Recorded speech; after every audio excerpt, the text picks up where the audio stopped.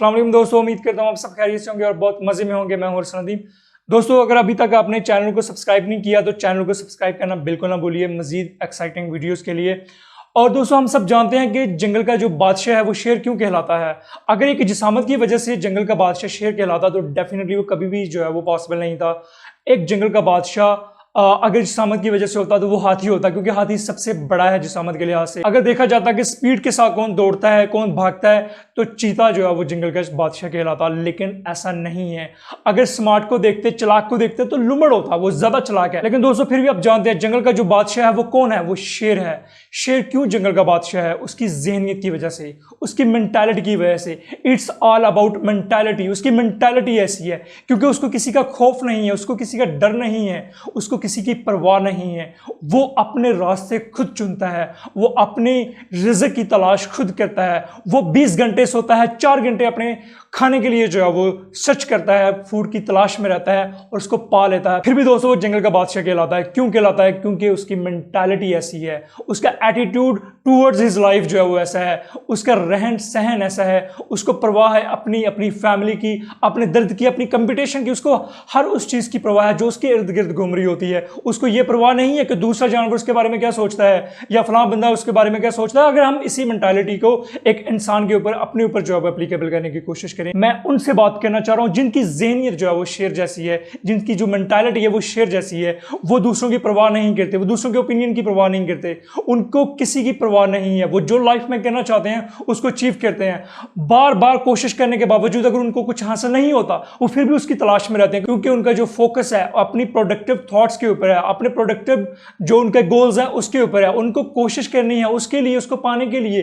दोस्तों, आपकी कोशिश कितनी अहम है, आपका मोटिव कितना अहम है, आपका गोल कितना अहम है, ये इंपॉर्टेंट करता है। अगर आपको एक लाइक फल नहीं मिल रहा, जो आप ट्राई कर रहे हैं, अगेन अगेन ट्राई कर रहे हैं, वो नहीं मिलता, तो आपको रुकना नहीं है। Don't quit, don't quit, don't quit, don't quit. दोस्तों, शेर को अपना मकसद पाने के लिए जो यकीन है उसको कोई तोड़ नहीं सकता। इसी तरह हो सकता है कि आप मुझसे ज्यादा स्मार्ट हो सकता है कि आप मुझसे ज्यादा अक्लमंद हो सकता है आप मुझसे ज्यादा ताकतवर हो, लेकिन मैं एक चीज बताऊं, आप मुझे कभी भी जो है वो हरा नहीं सकते।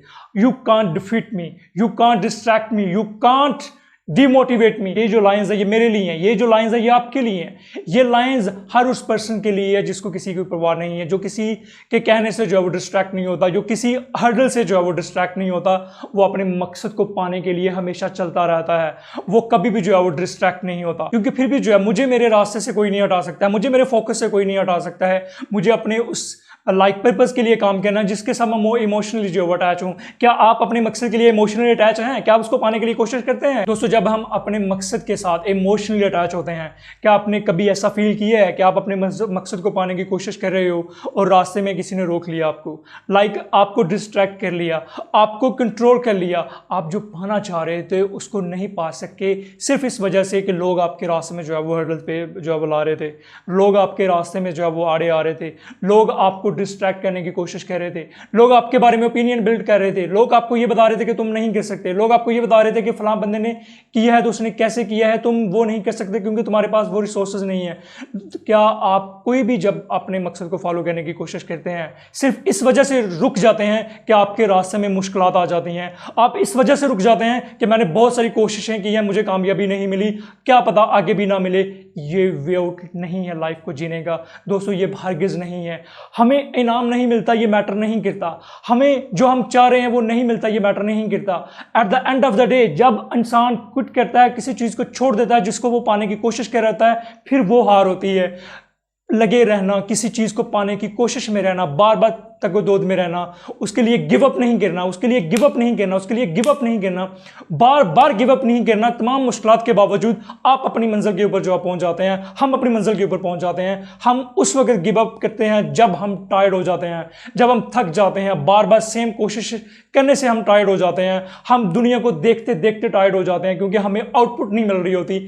लेकिन हमने रुकना नहीं होता, क्योंकि जो भी इंसान बड़ा बना है इस दुनिया में वो कभी भी जो उसने गिव अप नहीं किया। वो अपनी मंजिल को पाने के लिए हमेशा चलते रहा है, उसने कभी भी जो है वो रास्ते में रुका नहीं है किसी भी हर्डल की वजह से। उसकी स्पीड स्लो हो सकती है, उसकी मंजिल दूर हो सकती है उसकी नज़रों से, उसकी पहुंच से, लेकिन उसको पाने के लिए जो है वो कभी रुका नहीं है। वही बंदे जो है वो इस दुनिया में कामयाब हुए हैं। आप अपने फोकस को जो है वो कभी नहीं खोते, हमें अपने फोकस को नहीं खोना है जब तक हमें जीना है। अगर हम चाहते हैं कि हमारी लाइफ जो है वो डिफरेंट हो, राइट नो जो आप गुजार रहे हो आप उससे सेटिस्फाइड नहीं हो, तो हमें उसको चेंज करने की जो है वो ज़रूरत पेश आती है। तो अगर हमने उसको चेंज करना है तो फिर अपने फोकस से पीछे क्यों हटना है? हमने अपने फोकस से पीछे नहीं हटना है।